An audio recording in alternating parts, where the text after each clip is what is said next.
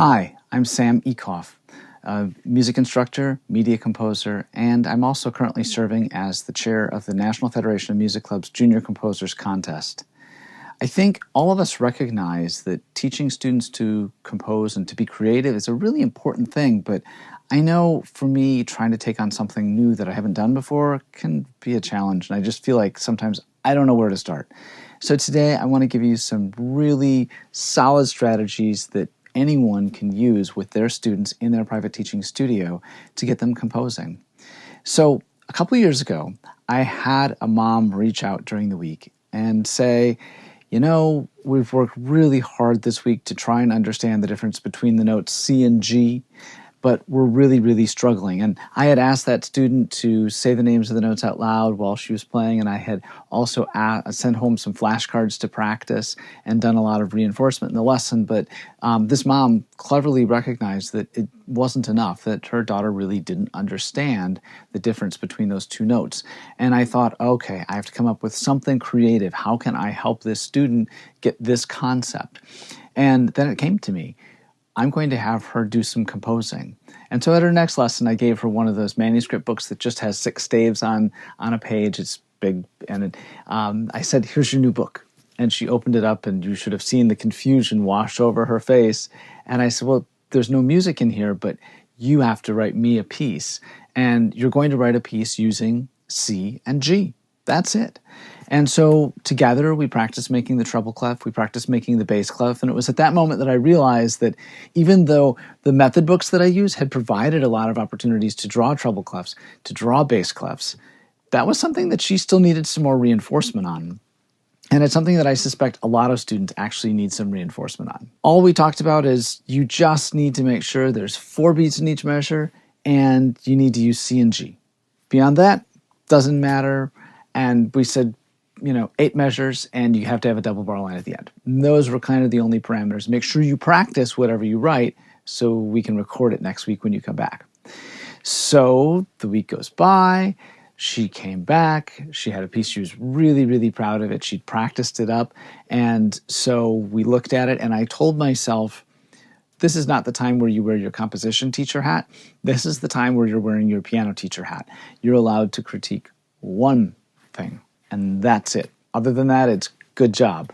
And so my one thing, I believe, was, gee, I don't know how loud or soft to play this piece. Do you think you could add in some dynamic signs? So she quickly penciled those in. We played it at the piano, and she was really, really, really proud.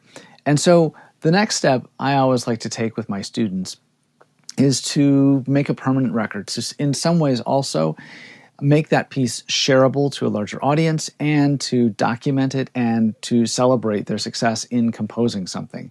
And so I have a computer in my teaching studio with a digital piano attached to it, and so we recorded her piece. I'll show you how I do that in just a second. It's not actually that hard. And that was that. And so we turned to the page, and I said, can you write me something else for next week? And she nodded vigorously, like this is going to be good. And on we went. And sure enough, when she came back the next week, I said, well, did you write something for me this week? And she eagerly said, oh, yes, I did. And really wanted to get to that part of the lesson first, and was really, really proud. And what I noticed as an instructor was that she had completely gained mastery over being able to read C and G, that we reinforced some skills that I wasn't even aware were kind of deficits for her, being able to draw a treble clef, being able to draw a bass clef. The way I handle it from there in lessons is I will build on it. I let myself say one thing. Well, gee, maybe this week we're going to talk about some articulations in this piece. Maybe you need to add a tempo mark. How do we know who wrote this piece? Maybe it's something that simple, just remembering to put your name on it. It's as simple as coming up with a title. And then as time goes on, we can get into more complex compositional ideas. But having a limited pitch set, just whatever materials the student's working on in their method book for good reinforcement, but also giving that student a sense of ownership so that when they're learning something, it's not just learning so you can play someone else's pieces they came up with. You're learning so you can have a creative voice. You can be actively participating in that process of learning. And I think that's one of the coolest things of all. I want to take you on a very quick tour to show you how I help students put their pieces into the computer and make a recording. Now, you could do this in the simplest way possible. You could just get out your phone and make a video of them and share it with their parents, with the parents' permission, of course. That's a nice, easy way to do it. But perhaps you want something that's a little bit cooler, a little bit more special, something that perhaps they can't do at home. And that's kind of what I do with my students. So what I'm going to show you now is what I do within the computer to help my students create a recording. So what I'm using for our demonstration today is Apple's Logic Pro. However, you can accomplish the same things that I'm about to show you in GarageBand, which is completely free. So what I've done here is I have pulled up a piano sound. I'm using a sound from a third-party plugin, which is called Spitfire's BBC Discover.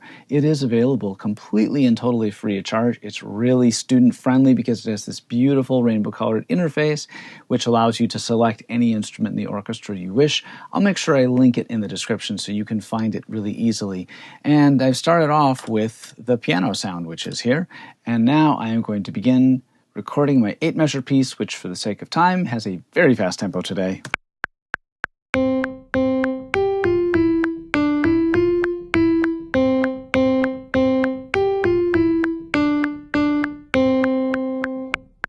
And there it is. And you can see that as I was playing, dashes appeared on the screen, which are indicative of which notes I played. And of course, just like in GarageBand, you can see exactly which pitches you played. And students find this really fascinating, and they can also see what their timing was like. One of the tricks that I always use to really help make sure students' performances are really, really solid timing-wise is I will quantize their performances so that every note is exactly in time, like that. It really helps. And then, after students have played in their composition, I always encourage them to add at least one improvised part. And so this helps students to build their improvisation skill. And having this beautiful interface with all these other instruments in here really tends to make it fun. So for instance, perhaps we want to experiment with having a cello section playing lovely pizzicato notes. Or, I don't know, we can also use a harp, or we can have low brass or tuba or whatever you want. But today, I'm going to use one of my go-tos, which is timpani. There we go. And now I'm going to go back and record timpani on top of my lovely piano composition. Here we go.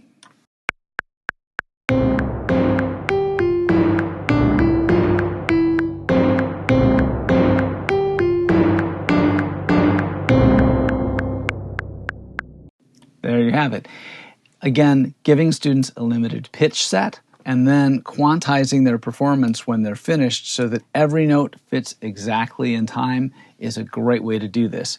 When you're completely finished, you can bounce this, export it to an MP3, and then airdrop it to the student's parent's iPhone, and they can share it as they wish with family and friends. So I hope you found that a useful introduction to how to get students started in those very first lessons composing. I'll be back with more videos in the future with some additional resources, some additional ways you can build structure into it. But now is a great time to get all of your students composing, and I think you'll be really glad you did. Thank you so much for watching. Give me a thumbs up if you found this useful, and we'll see you back again soon.